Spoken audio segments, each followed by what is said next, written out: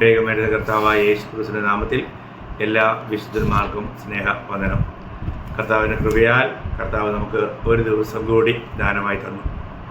നമ്മളായിരിക്കുന്ന സമയം കർത്താവിൻ്റെ വരവിൻ്റെ ഏറ്റവും ആസന്നമായ സമയമാണ്. അല്പകാലം കൂടെ ഇനിയുള്ളൂ. അപ്പോൾ ഈ അല്പകാലം എന്നുള്ളത് നമ്മൾ എത്രമാത്രം ജാഗരൂകരായി സമയത്തെ ഉപയോഗിക്കണം. അപ്പോൾ അതുകൊണ്ട് നമുക്ക് ലഭിക്കുന്ന സമയങ്ങളെല്ലാം നമ്മൾ കർത്താവുമായിട്ടുള്ള ബന്ധത്തിലായിരിക്കണം, കർത്താവിൻ്റെ കൂട്ടായ്മയിലായിരിക്കണം, ദൈവഹിതത്തിനുള്ളിലായിരിക്കണം, ദൈവത്തെ നാം പ്രസാദിപ്പിക്കുന്നവരായിരിക്കണം. അങ്ങനെ നമ്മൾ ദാവീദിനെക്കുറിച്ച് ദൈവത്തിൽ പറയുന്ന പോലെ എൻ്റെ ഹൃദയപ്രകാരമുള്ളവൻ, ദൈവത്തിൻ്റെ ഹൃദയപ്രകാരമുള്ളവരായി മാറുക എത്ര ശ്രേഷ്ഠമായ കാര്യമാണ്. അതുകൊണ്ട് എന്നാൽ ഏത് നിലയിലും ശത്രുവിൻ്റെ വഞ്ചനയിൽപ്പെടാം. അതുകൊണ്ട് നമ്മൾ വളരെ അധികം പ്രാർത്ഥനയോടും ദൈവവചനത്തെ മുറുകെ പിടിക്കുന്നവരായും ജീവിക്കുവാൻ നമുക്ക് കടപ്പാടുണ്ട്. അപ്പോൾ നമ്മൾ ഇന്നലെ ചിന്തിച്ചുകൊണ്ടിരുന്ന വിഷയത്തിൻ്റെ തന്നെ നമ്മൾ വീണ്ടും മുൻപോട്ട് പോവുകയാണ്. നമ്മൾ കണ്ടു മാറുന്ന മുഖം. നമ്മൾ ജീവിതത്തിൽ പലപ്പോഴും പലരും ചില അവസ്ഥകൾ വരുമ്പോൾ അവരുടെ മുഖഭാവം മാറും. ആ മുഖഭാവത്തിലൂടെ നമുക്ക് അവരെ പഠിക്കുവാനായിട്ട് കഴിയും. നമ്മളത് വളരെ ഗൗരവമായിട്ട് എടുക്കേണ്ട ഒരു കാര്യം തന്നെയാണ്. അങ്ങനെ നമ്മളത് ഗൗരവമായി എടുത്തില്ലെങ്കിൽ അതിൽ നമുക്ക് വലിയ വഞ്ചന ഉണ്ടാകാം. അപ്പോൾ നമ്മൾ ഇന്നലെ കൈയിൻ്റെ അനുഭവങ്ങളെക്കുറിച്ച് നമ്മൾ അല്പമായിട്ട് ചിന്തിച്ചു. ഇതൊന്നും വലിയ ഒരു വിശാലമായ പഠനമല്ല, ലഘുവായ പഠനം. അപ്പോൾ ഇതുപോലെ തന്നെ ഉൽപ്പത്തിയിൽ വീണ്ടും നാം കാണുന്ന മറ്റൊരു വ്യക്തിയാണ് ലാബാൻ. യാക്കോബ് ലാബാൻ്റെ ഭവനത്തിലെത്തി.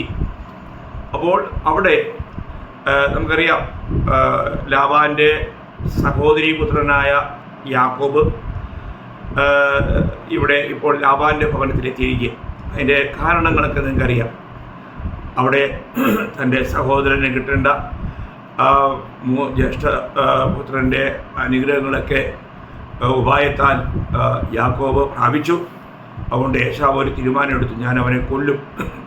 അപ്പോൾ അതൊക്കെ അറിഞ്ഞപ്പോൾ അമ്മ തന്നെ യാക്കോബിനെ തൻ്റെ സഹോദര ഭവനത്തിലേക്ക് പറഞ്ഞയക്കുന്നതും താൻ അവിടെ ചെന്ന് കഴിഞ്ഞപ്പോൾ ലാബാൻ പറഞ്ഞു, നീ എൻ്റെ സഹോദരനല്ലേ, നീ എന്തിനാ എന്നെ വെറുതെ സേവിക്കുന്നേ, നിനക്ക് എന്ത് വേണം? അപ്പോൾ ലാബാന് 2 പെൺമക്കളുണ്ട്, ഒന്ന് ലേയ, മറ്റൊന്ന് റാഹേൽ. അപ്പോൾ ലേയ ഇച്ചിരി കണ്ണ് മങ്ങിയതായതുകൊണ്ട് അവർക്ക് ശോഭ കുറവായിരുന്നു. എന്നാൽ റാഹേൽ വളരെ സുന്ദരിയായിരുന്നു. അതുകൊണ്ട് യാക്കോബ് റാഹേലിനെ സ്നേഹിച്ചു. അതുകൊണ്ട് യാക്കോബ് പറഞ്ഞു, ഞാൻ നിൻ്റെ ഇളയ മകൾ റാഹേലിന് വേണ്ടി 7 വർഷം നിന്നെ സേവിക്കാം. അപ്പോൾ അതനുസരിച്ച് 7 വർഷം യാക്കോബ് ലാബാനെ സേവിച്ചു. അതവൻ അല്പകാലമായിട്ട് തോന്നിയെന്നാണ് നമ്മൾ അതിൻ്റെ പിന്നെ 29 ജെനീസിസ് ചാപ്റ്റർ 29:20 അവിടെ വായിക്കുന്നത്, അങ്ങനെ യാക്കോബ് റാഹേലിന് വേണ്ടി 7 സംവത്സരം സേവ ചെയ്തു. അവൻ അവളെ സ്നേഹിക്കുകൊണ്ട് അതവന് അല്പകാലം പോലെ തോന്നി. അങ്ങനെ പെട്ടെന്ന് ആ 7 വർഷം കടന്നു പോയതായിട്ട് അവന് തോന്നി. അപ്പോൾ നമുക്കറിയാം, എവിടെ സ്നേഹമുണ്ടോ അവിടെ സമയം പോകുന്നത് അറിയത്തേയില്ല. അതൊരു യാഥാർത്ഥ്യമാണ്. അപ്പോൾ ഇവിടെ യാക്കോബ് അങ്ങനെ ഇപ്പോൾ റാഹേലിനെ വിവാഹം കഴിച്ച് ജീവിക്കാനായിട്ട് ആഗ്രഹിച്ചു. എന്നാൽ ലാബാൻ അവിടെ ഒരു വലിയ ചതി ചതിച്ചു. അവൻ തൻ്റെ മൂത്ത മകളെയാണ് വിവാഹ ദിവസം യാക്കോബിനെ ഏൽപ്പിക്കുന്നത്. അപ്പോൾ ഈ കാര്യം യാക്കോബിന് വലിയ ദുഃഖം വരുത്തി. അപ്പോൾ ലാബാൻ പറയുന്നത്, ഞങ്ങളുടെ ദേശത്തെ നടപ്പ് ഇങ്ങനെയാണ്, ആദ്യം മൂത്തവളെ കൊടുക്കും, അതിനുശേഷം ഇളയവളെ കൊടുക്കും. അപ്പോൾ ഇതാ ഇപ്പോൾ അതിന് മൂത്തവളെ തന്നില്ലേ, ഇനി നിനക്ക് ഇളയവളെ വേണമെങ്കിൽ ഇനിയും നീ 7 വർഷം കൂടി എന്നെ സേവിക്കുക എന്ന് പറഞ്ഞു. അവസാനം അത് അനുസരിച്ച് വീണ്ടും 7 വർഷം കൂടി സേവിക്കുകയും അങ്ങനെ റാഹേലിനെയും താൻ വിവാഹം കഴിക്കുന്നു. അപ്പോൾ 2 പേർക്കും ഓരോ ദാസിമാരെ കൊടുക്കുന്നു. ഇങ്ങനെ ഇവരുടെ ജീവിതം അങ്ങ് മുമ്പോട്ട് പോകുമ്പോൾ നമ്മൾ കാണുന്നത്, ഇവിടെ അവൻ്റെ സമ്പത്തിന് വേണ്ടിയിട്ട് 6 വർഷം കൂടെ, അങ്ങനെ ഇപ്പോൾ 20 വർഷമായി. അപ്പോൾ ഇതിനിടയ്ക്ക് യാക്കോബ് തൻ്റെ ഭവനത്തിലേക്ക് പോകാൻ ആഗ്രഹിച്ചപ്പോൾ പിന്നെ ലാബാൻ പറയുന്ന ഒരു കാര്യമുണ്ട്. അതിൻ്റെ ഉൽപ്പത്തി 30-ാം അധ്യായം അതിൻ്റെ 27-ാം വാക്യം. ലാബാൻ അവനോട്, നിനക്ക് എന്നോട് ദയവുണ്ടെങ്കിൽ പോകരുതേ, നിന്റെ നിമിത്തം യഹോവ എന്നെ അനുഗ്രഹിച്ചു എന്ന് എനിക്ക് ബോധ്യമായിരിക്കുന്നു. അപ്പോൾ നിനക്ക് എന്ത് പ്രതിഫലം വേണം, ഞാനാ തരാം എന്ന് പറഞ്ഞുകൊണ്ട് വീണ്ടും ആടുകളുടെ കാര്യത്തിൽ നിങ്ങൾക്കറിയാവുന്നതുകൊണ്ട് ഞാനതെല്ലാം വായിക്കുന്നില്ല. അങ്ങനെ മുമ്പോട്ട് പോവുകയാണ്. അവസാനം യാക്കോബ് ഭയങ്കര സമ്പന്നനായി തീർന്നു. ഈ സമ്പന്നത കണ്ടു കഴിഞ്ഞപ്പോൾ ലാബാന്റെ മക്കൾ പറഞ്ഞ ഒരു കാര്യമുണ്ട്. അതിൻ്റെ ഉൽപ്പത്തി 31:1 31:1. എന്നാൽ ഞങ്ങളുടെ അപ്പനുള്ളതൊക്കെയും യാക്കോബ് എടുത്തു കളഞ്ഞു, ഞങ്ങളുടെ അപ്പൻ്റെ വകകൊണ്ട് അവൻ ഈ ധനമൊക്കെയും സമ്പാദിച്ചു എന്ന് ലാബാന്റെ പുത്രന്മാർ പറഞ്ഞ വാക്കുകളെ അവൻ കേട്ടു. നോക്കണം. അപ്പോൾ ഇവിടെ നമ്മൾ ചിന്തിക്കണം, എവിടെയും സമ്പത്താ വലിയ പ്രോബ്ലം. നിങ്ങൾ ചിന്തിക്കുക, ഇവിടെ യാക്കോബ് വളരെ ധനവാനായി തീർന്നു കണ്ടപ്പോൾ ലാബാന്റെ മക്കൾക്ക് അത് വളരെ നീരസമുണ്ടാക്കി. അപ്പോൾ പിന്നീടുള്ള ലാബാന്റെ ഇടപെടൽ യാക്കോബിനോട് വളരെ മോശമായിരുന്നു. അതുകൊണ്ടാണ് നമ്മൾ ചിന്തിക്കുന്ന ചിന്തയുടെ വാക്യം ഇവിടെ വരുന്നുണ്ട്. യാക്കോബ് ലാബാന്റെ മുഖത്ത് നോക്കിയാറെ അത് തൻ്റെ നേരെ മുമ്പേ ഇരുന്നതുപോലെ അല്ല എന്ന് കണ്ടോ. അപ്പോൾ മുഖഭാവം മാറി. നോക്കുക, മുഖഭാവം മാറി. അപ്പോൾ ഇവിടെ വീണ്ടും അതിൻ്റെ 5-ാം വാക്യത്തിൽ പിന്നെ യാക്കോബ് റാഹേലിനോടും ലേയോടും പറയുന്നൊരു കാര്യമുണ്ട്.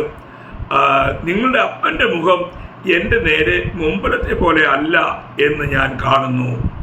നോക്കുക, നിങ്ങളുടെ അപ്പൻ്റെ മുഖം നേരത്തെ പോലെ അല്ല. ഇപ്പോൾ ആ ഇടപെടലിലൊക്കെ വലിയ മാറ്റം സംഭവിച്ചു. കണ്ടോ, അത് ഉടനെ തന്നെ മുഖത്ത് പ്രതിഫലിച്ചു. നോക്കുക, എത്ര അത്ഭുതകരമായ കാര്യമാണ്. നമ്മളൊരു കാര്യം മനസ്സിലാക്കേണ്ടത്, നിശ്ചയമായിട്ടും അതിന് വലിയ വിദ്യാഭ്യാസമൊന്നും വേണ്ട. ഞാൻ ഇന്നലെ പറഞ്ഞതുപോലെ ശ്രദ്ധിച്ച് നോക്കിയാൽ ഒരു വ്യക്തിക്ക് നമ്മളോടുള്ള മുഖഭാവത്തിൽ നിന്നും നമുക്ക് അവരുടെ ഹൃദയാവസ്ഥയെ കാണുവാനായിട്ട് കഴിയും, അവരുടെ തീരുമാനങ്ങളെ നമുക്ക് അറിയാനായിട്ട് കഴിയും. ഇവിടെ യാക്കോബ് നോക്കിയപ്പോൾ മുൻപേ ഉണ്ടായിരുന്നത് പോലെയുള്ളൊരു ഒരു ലാബാനല്ല, ഒരു അമ്മാവനല്ല ഇപ്പോഴത്തെ അമ്മാവൻ എന്നവന് മനസ്സിലായി. മറ്റു ദിശകളിലൂടെ ചിന്തിക്കാൻ ഒരുപാട് കാര്യങ്ങളുണ്ടെങ്കിലും ഞാൻ അങ്ങോട്ട് പോകുന്നില്ല. നമ്മുടെ വിഷയത്തിൽ തന്നെ നിന്നുകൊണ്ട് ഞാൻ പറയട്ടെ, ഇനിയും ഇവിടെ നിൽക്കുന്നത് പന്തിയല്ല എന്ന് യാക്കോബിന് മനസ്സിലായി. അതുകൊണ്ട് തൻ്റെ ഭാര്യമാരുമായിട്ട് താൻ അവരെ കാര്യങ്ങളൊന്നും അറിയിക്കാതെ തന്നെ താൻ അവിടുന്ന് പോകുന്നതായിട്ട് കാണാൻ കഴിയും. അതിന് ദൈവത്തിൻ്റെ ആലോചനയും യാക്കോബിനെ ലഭിക്കുകയുണ്ടായി.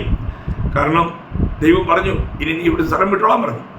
നോക്കുക, എന്നാൽ ലാബാൻ അവനോട് ദോഷം ചെയ്യാനായിട്ട് അവൻ ഒരുങ്ങിയെങ്കിലും ദൈവം അവിടെ പറയുന്നൊരു കാര്യം അതിൻ്റെ 31-ാം അധ്യായത്തിൽ 29-ാം വാക്യത്തിൽ വായിക്കുന്നുണ്ട്.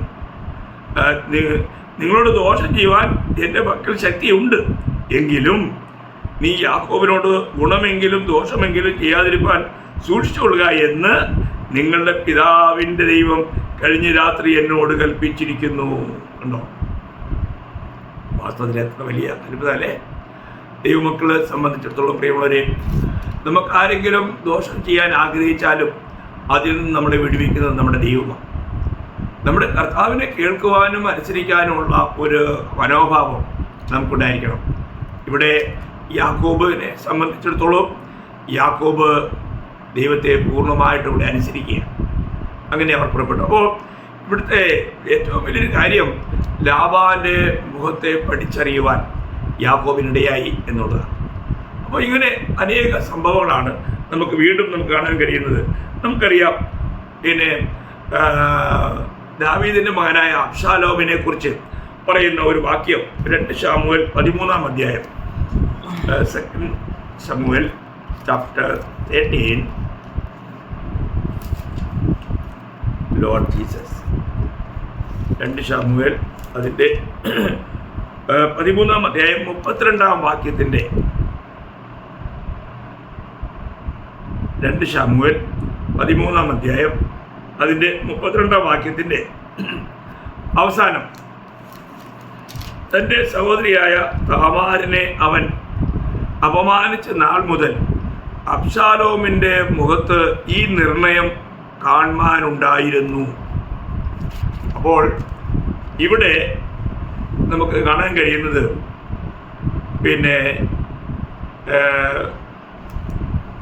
അബ്ശാലോമിൻ്റെ മുഖത്ത് അമ്നോനെതിരെ ഉണ്ടായ ഒരു തീരുമാനം, നിർണയം, അത് യോനാദാബ് എന്ന് പറയുന്ന ദാവീദിൻ്റെ ജ്യേഷ്ഠനായ ശിമെയുടെ മകൻ യോനാദാബ് കണ്ട് പഠിച്ചിരുന്നു. അദ്ദേഹത്തിൻ്റെ സാക്ഷ്യമായി വാക്യം വളരെ ഗൗരവമുള്ളൊരു കാര്യമാണ്. സംഭവം നിങ്ങൾക്കറിയാമായിരിക്കും. കാരണം നമുക്കറിയാം ഈ അമ്നോന് അബ്ശാലോമിൻ്റെ സഹോദരിയായ താമാറിൽ വളരെയധികം അവളെ പ്രേമിക്കുവാനിടയായിത്തീർന്നു. അവളെ പ്രേമിച്ചതിൻ്റെ ഫലമായിട്ട് ഇവൻ രോഗം നടിച്ച് കിടക്കുകയും ദാവീദിൻ്റെ കൽപ്പനയാൽ താമാർ ഇവന് വേണ്ടി ചപ്പാത്തി ഉണ്ടാക്കി കൊടുക്കാൻ, റൊട്ടി ഉണ്ടാക്കി കൊടുക്കുവാൻ അവൻ്റെ വീട്ടിൽ പോവുകയും, ആ സമയത്ത് സംഭവങ്ങളൊക്കെ ഞാൻ ലഘുവായിട്ട് നിങ്ങളോട് വിവരിക്കാം. അപ്പോൾ ഇവൻ അകത്തെ റൂമിലേക്ക് വിളിച്ച് എൻ്റെ മുമ്പിൽ നീനൊക്കെ വിളമ്പാൻ പറഞ്ഞുകൊണ്ട് വിളിച്ച് അവളെ അപമാനിക്കുകയും അവളോടുകൂടെ ശയിക്കുകയും ചെയ്ത സംഭവമാണ്. അപ്പോൾ അവൾ വളരെ അവനോട് റിക്വസ്റ്റ് ചെയ്യുന്നുണ്ട്. പക്ഷേ ഇതൊന്നും അമ്നോൻ കേട്ടില്ല. അവൻ ബലശാലി ആയതുകൊണ്ട് അവളോടുകൂടെ ശയിച്ചു, അവൾക്ക് അപമാനം വരുത്തി. ഈ സംഭവം സഹോദരനായ അബ്ശാലോം കേട്ടു. എന്നാൽ അബ്ശാലോം ഉടനെ ഒരു പ്രതികരണം ഒന്നും ചെയ്തില്ല. എന്നാൽ അന്ന് തന്നെ അബ്ശാലോമിൻ്റെ ഉള്ളിൽ ഞാൻ ഇവനെ എന്തെങ്കിലും ഒരു ദിവസം തീർക്കും എന്നുള്ള ഒരു തീരുമാനമുണ്ടായിരുന്നു. അതവൻ്റെ മുഖത്ത് കാണാമായിരുന്നു എന്നാണ് ഇവിടെ യോവാബ് പറയുന്നത്. അങ്ങനെ തന്നെ സംഭവിച്ചു. നമുക്കറിയാം. അവൻ തനിക്കൊരു എന്തുണ്ടായിരുന്നു, തനിക്ക്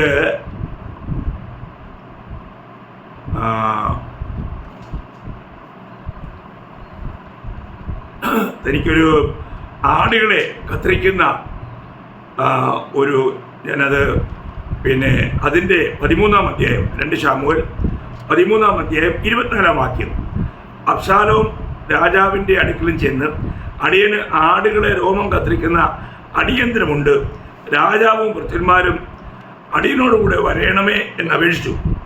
അപ്പോൾ ഇവിടെ അപ്പനായ ദാവീദിനോട് തൻ്റെ പുത്രനായ അബ്ശാലോം വിളിച്ചു. എന്നാൽ രാജാവ് പോയില്ല. രാജാവ് അബ്ശാലോമിനോട്, വേണ്ട മകനെ, ഞങ്ങളെല്ലാവരും വന്നാൽ നിനക്ക് ഭാരമാകും എന്ന് പറഞ്ഞു. അവനെ നിർബന്ധിച്ചിട്ടും പോകുവാൻ മനസ്സാകാതെ അവനെ അനുഗ്രഹിച്ചു.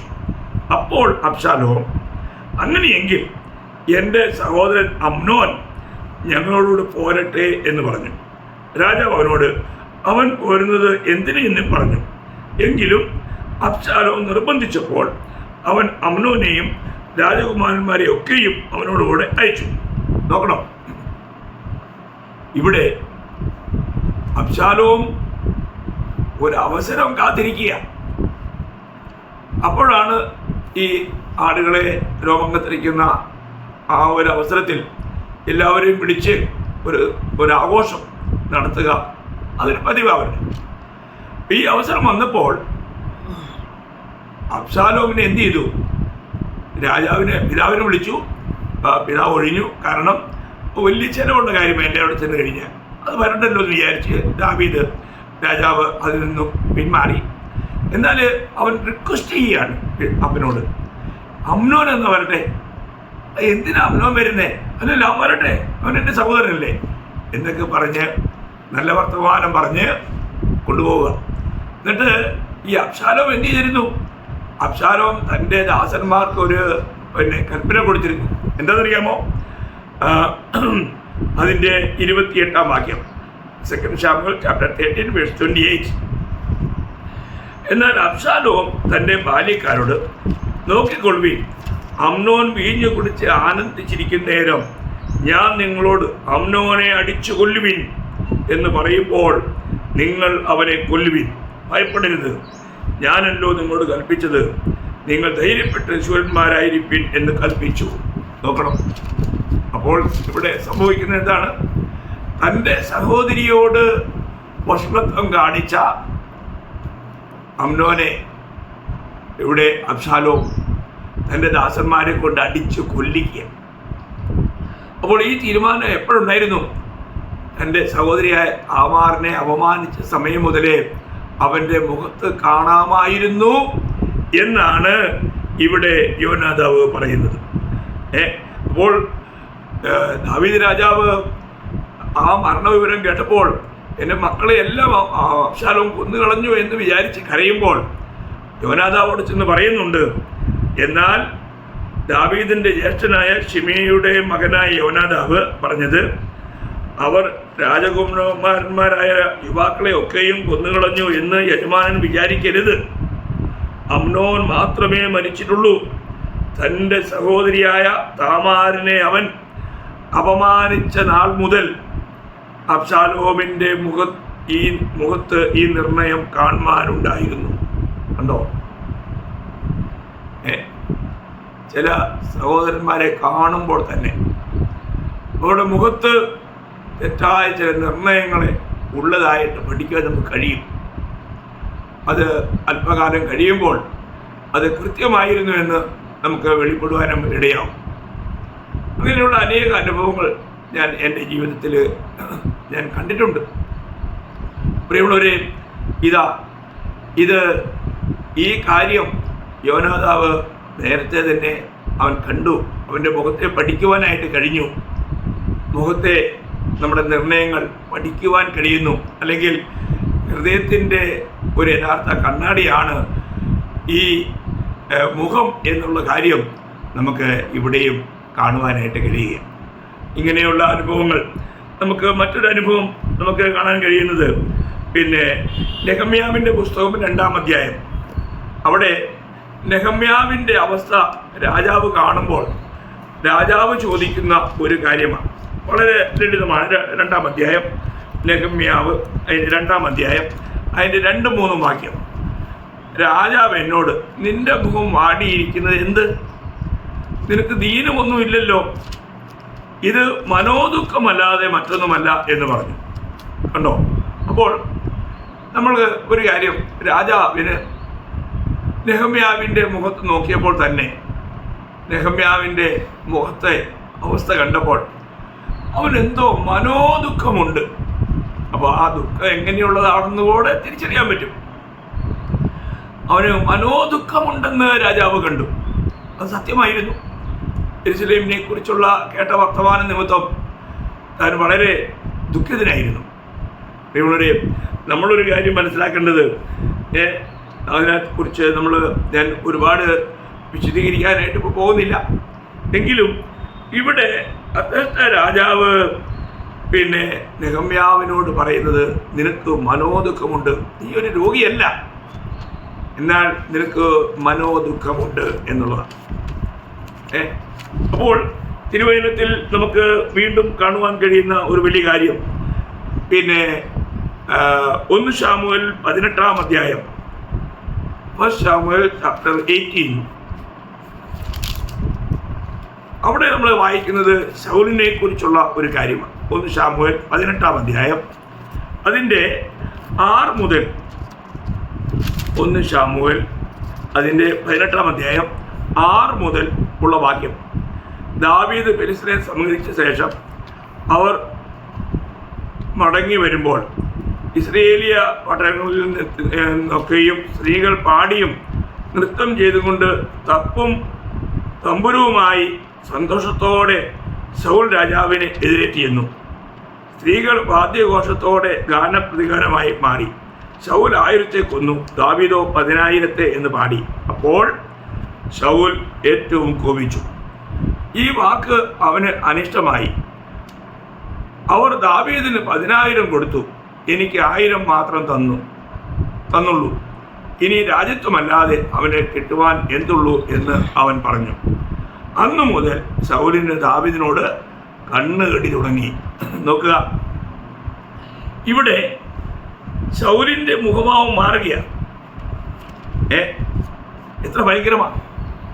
ഈ ദാവീദ് പോയി ഫെലിസ്ത്യനെ കൊന്ന് മടങ്ങി വരുമ്പോൾ ശൗൽ രാജാവ് വളരെ സന്തോഷിച്ചു. അപ്പോൾ അങ്ങനെ സന്തോഷിച്ച് അവൻ തൻ്റെ കൂട്ടത്തിൽ നിൽക്കുവാനായിട്ട് ദാവീദിനെ അതുപോലെ സ്നേഹിക്കുകയും വലിയ പദവികൾ കൊടുത്ത് തന്നെ ആക്കുകയും ചെയ്തു. എന്നാൽ ഇവിടെ നാം കാണുന്നത് ആ സ്നേഹം, ആ സന്തോഷം അധിക നാൾ നീണ്ടു നിന്നില്ല. സ്ത്രീകൾ ദാവീദിനെ കൂടുതലായി പ്രശംസിക്കുന്നത് കേട്ട് കഴിഞ്ഞപ്പോൾ ശൗലിൻ്റെ ഭാവം മാറി. നോക്കുക, ഇപ്പോൾ ശൗലിന് ദാവീദിനെ കാണുക എന്ന് പറയുമ്പോൾ അവനൊരു ശത്രുവായിട്ട് കാണാൻ തുടങ്ങി. നല്ല മിത്രമായി കണ്ട ദാവീദിനെ സ്ത്രീകൾ പാടിയത് കേട്ട് കഴിഞ്ഞപ്പോൾ ആ കേട്ട കാര്യത്തെ ചിന്തിച്ചുകൊണ്ട് താൻ തെറ്റായ ചില ധാരണകളിലേക്ക് പോയി. അതിൻ്റെ ഫലമായിട്ട് ദാവീദിനോടുള്ള തൻ്റെ മനോഭാവം മാറുകയാണ്. അവസാനം അവൻ്റെ കോപം വർദ്ധിക്കുന്നു. അവസാനം എങ്ങനെയെങ്കിലും അവനെ കൊല്ലണമെന്നാണ് അതിൻ്റെ 1 ശമൂവേൽ 19:1 നമ്മൾ വായിക്കുന്നത്. അനന്തരം ശൗൽ തൻ്റെ മകനായ യോനാഥാനോടും സകല ഭൃത്യന്മാരോടും ദാവീദിനെ കൊല്ലണമെന്ന് കൽപ്പിച്ചു. കണ്ടോ?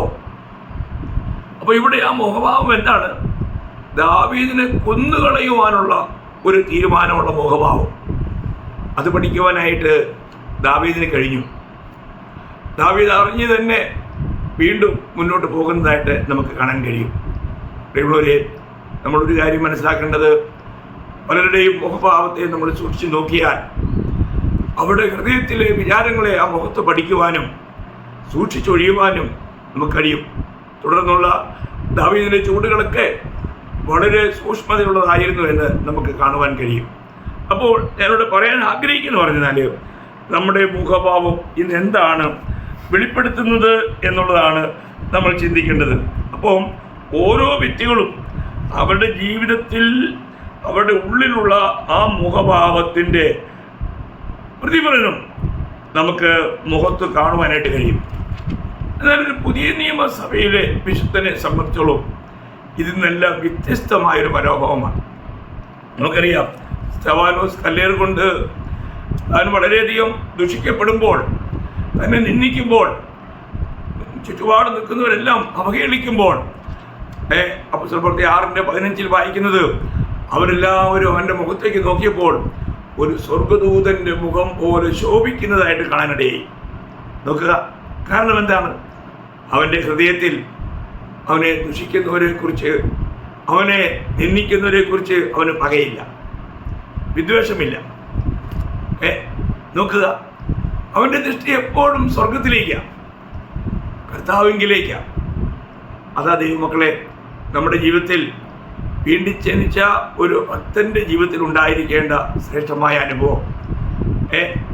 നമുക്ക് ഈ പറഞ്ഞ പഴയ നിയമ വിശുദ്ധന്മാരുടെ ജീവിതത്തിൽ നിന്നും എത്രയോ വ്യത്യസ്തമായ ഒരു ജീവിതമാണ് പുതിയ നിയമ വിശ്വാസികളുടെ ജീവിതം എന്നുള്ളത് നമുക്ക് കാണാനായിട്ട് കഴിയും.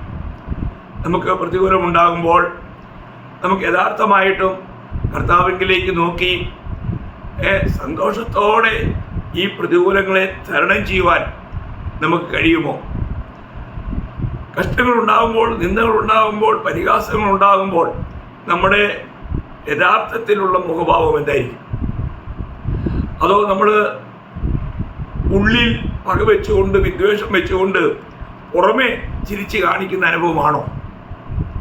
ഇത് നമ്മൾ വളരെ വ്യക്തമായിട്ടും നമ്മൾ നമ്മുടെ ജീവിതത്തിൽ ഒന്ന് പരിശോധിക്കുന്നത് നന്നായിരിക്കും.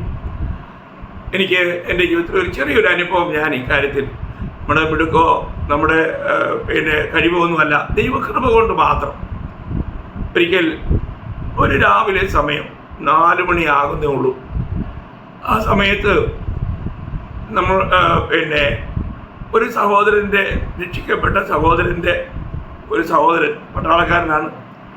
രക്ഷിക്കപ്പെട്ട ആ സഹോദരൻ്റെ ഭാര്യ അവർ എൻ്റെ ഭവനത്തിൽ വന്ന് വളരെ അസഭ്യങ്ങൾ പറയുകയും വളരെ വികൃതികളെല്ലാം ഭവനത്തിൽ കാണിച്ചു. ഗ്ലാസ്സൊക്കെ എറിഞ്ഞു പൊട്ടിച്ചു, ചിലതൊക്കെ ഊരി എന്നെ എറിഞ്ഞു. ഞാൻ വളരെ സൗമ്യനായിട്ട് തന്നെ ഒരു പകയും ഇല്ലാതെ അവരോട് ഇടപെടാനായിട്ട് ഇടയാറ്റത്. വാസ്തവത്തിൽ അത് ദൈവത്തിൻ്റെ ഒരു കൃപ മാത്രം. ഒരു രീതിയിലും അവർ വളരെ അസഭ്യങ്ങൾ പറഞ്ഞു, ഭയങ്കരമായ കാര്യങ്ങളുണ്ടായി. എന്നാൽ വളരെ പ്രാർത്ഥനയോടുകൂടി തന്നെ, ഞാൻ ആ സമയത്ത് പ്രാർത്ഥനയിൽ ഇരിക്കുകയായിരുന്നു, അതുകൊണ്ട് തന്നെ ദൈവത്തിൻ്റെ വലിയ കൃപ എനിക്കുണ്ടായി. അതുകൊണ്ട് വളരെ സൗമ്യതയോടെ അവർക്ക് തന്നെ എനിക്ക് തോന്നുന്നു അതിശയം തോന്നിക്കാണും, ഇത്രയെല്ലാം പറഞ്ഞിട്ട് ഈ മനുഷ്യൻ ഒരു വാക്ക് പറയുന്നില്ലല്ലോ. ദൈവം നിങ്ങളെ അനുഗ്രഹിക്കട്ടെ, ദൈവം നിങ്ങളെ സഹായിക്കട്ടെ എന്ന് മാത്രം അവരോട് പറഞ്ഞു. അങ്ങനെ പോകാനിടയായിട്ടുള്ളൂ. ആ സഹോദരനും ഈ ഒരു 3-4 ദിവസം മുമ്പ് കൂട്ടായ്മയ്ക്ക് വന്നു. നോക്കണം, എനിക്ക് വളരെ സന്തോഷം തോന്നി. നോക്കുക, ദൈവത്തിന് പ്രവർത്തിക്കുവാനായിട്ട് കഴിയും. പ്രിയ ദൈവമക്കളെ, നമ്മുടെ ജീവിതത്തിൽ നമുക്ക് അങ്ങനെയുള്ള പ്രതികൂലം ഉണ്ടാകുമ്പോൾ എന്തായിരിക്കും നമ്മുടെ മനോഭാവം? നമ്മുടെ മുഖത്ത് എന്തായിരിക്കും പ്രതിഫലിക്കുന്നത്? അപ്പോൾ മറ്റുള്ളവർക്ക് നമ്മുടെ കർത്താവിനെ നമ്മളിൽ കാണാൻ കഴിയുമോ? ദൈവം അതിനുവേണ്ടിയാണ് നമ്മുടെ ക്രിസ്തുവിൻ്റെ പത്രമായി നമ്മളെ ഈ ലോകത്തിലാക്കിയിരിക്കുന്നത്. അതിൽ നമ്മൾ ഉത്സാഹിക്കണം. അങ്ങനെ ഒരു വിജയകരമായ ജീവിതം നമ്മുടെ മുഖഭാവം കാണുമ്പോൾ തന്നെ മറ്റുള്ളവർക്ക് ക്രിസ്തുവിനെ കാണുവാനായിട്ട് നമ്മിലൂടെ ഇടയാകണം. അതാണ് കർത്താവ് നമ്മളിൽ നിന്ന് ആഗ്രഹിക്കുന്നത്. നമ്മൾ മറ്റുള്ളവർക്ക് ആ സ്നേഹം കൊടുക്കുന്നവരായിരിക്കണം. നമ്മളെ പഴിക്കുന്നവരെയും ദുഷിക്കുന്നവരെയൊക്കെ അവരെയും അനുഗ്രഹിച്ച് നമുക്ക് പ്രാർത്ഥിക്കുവാനായിട്ട് കഴിയണം. അവർക്ക് വേണ്ടി മുട്ടിപ്പായി കർത്താവിനോട് കണ്ണുനീരോടെ അപേക്ഷിക്കുവാൻ കഴിയണം. നമുക്കത് കഴിയുന്നുണ്ടോ? നമ്മുടെ ജീവിതത്തെ നമ്മളൊന്ന് പരിശോധിക്കുന്നത് നന്നായിരിക്കും. അതുകൊണ്ട് നമ്മുടെ മുഖഭാവം കാണുമ്പോൾ അവർക്ക് നമ്മളോട് കൂടുതലായിട്ട് ഇടപെടണമെന്നും ഈ സന്തോഷത്തിൻ്റെ പാത്രമായി ഞങ്ങൾക്ക് തീരണമെന്നും ഉള്ള ഒരു ആഗ്രഹം ജനിപ്പിക്കുവാൻ തക്കവണ്ണമുള്ള ഒരു മുഖഭാവം നമുക്കുണ്ടോ എന്ന് നമ്മൾ പരിശോധിക്കണം. അങ്ങനെ നമ്മുടെ ജീവിതത്തിൽ അനേകരുടെ ജീവിതത്തിലേക്ക് അത് എഫക്റ്റ് ആകുവാനായിട്ട് ഇടയാക്കി, അത് അവരുടെ ജീവിതത്തെ സ്വാധീനിക്കുവാനായിട്ട് ഇടയാക്കി. അങ്ങനെ വിജയകരമായ ജീവിതം നമ്മുടെ മുഖത്തെ കാണുന്നവർക്ക് നമ്മുടെ ഹൃദയത്തിലെ അവസ്ഥ കാണുവാനിടയാകട്ടെ. സന്തോഷമുള്ള ഒരു ഹൃദയം, സന്തോഷമുള്ള ഒരു മുഖഭാവം. എപ്പോഴും സന്തോഷിക്കുവാനാണല്ലോ പൗലോസ് പറഞ്ഞത്. താൻ ജയിലിൽ കിടക്കുമ്പോഴും താൻ സന്തോഷിക്കുകയാണ്, താൻ കർത്താവിൽ സന്തോഷിക്കുകയാണ്. തൃപ്തനായ ഒരു ജീവിതം, തൃപ്തിയുള്ള ജീവിതം, അത് യഥാർത്ഥ ദൈവബന്ധമുള്ള ജീവിതമാണ്. എത്ര നല്ല കാര്യം!